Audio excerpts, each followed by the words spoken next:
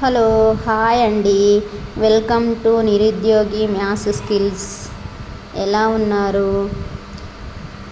బాగున్నారని అనుకుంటున్నాను.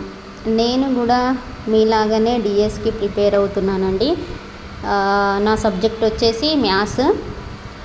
నాకు తెలిసిన కొన్ని మ్యాథ్స్ ట్రిక్స్ మీకు చెప్పాలనుకుంటున్నా. అందులో భాగంగానే స్క్వేర్ ట్రిక్. ఇప్పుడు 109 స్క్వేర్, దాన్ని ఎలా రాసుకోవచ్చు మనం? 100 ప్లస్ 9 హోల్ స్క్వేర్. ఇది ఇప్పుడు ఏ ఫార్ములా రూపంలో ఉంది అంటే a plus b whole square formula రూపంలో ఉంది. That is equal to a square plus b square plus 2ab.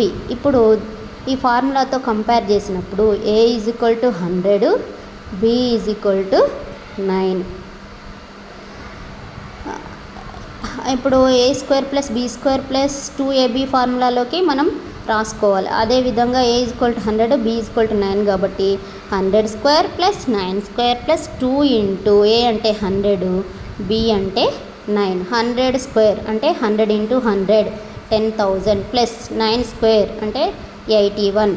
Next 2 9s 18 plus into 100 1800. Next వీటన్నింటినీ సమ్ చేయాలి, అంటే అడిషన్ చేయాలి. 10,000 plus 1800 plus 81. 0 plus 1 1, 0 plus 8 8, 0 plus 8 8, 0 plus 1 1 1 as 11,881 మనకు వచ్చేసింది. ఇది మీరు డైరెక్ట్ 109 ఇంటూ 109 స్క్వేర్ చేస్తే పెద్ద ప్రాసెస్ అవుతుంది. ఇది ఒక 2 times మీరు ప్రాక్టీస్ చేశారనుకోండి ఈజీగా వస్తుంది. నాన్ మ్యాథ్స్ వాళ్ళకు కూడా ఈజీగా అర్థమవుతుంది. అలాగని నాకు తెలిసిన ట్రిక్ మీకు చెప్పాలనుకున్నాను.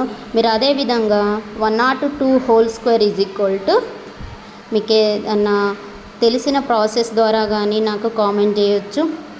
ఈ ప్రాసెస్ అనేది ఎలా ఉంది అనేది మీరు కామెంట్ రూపంలో చెప్పండి.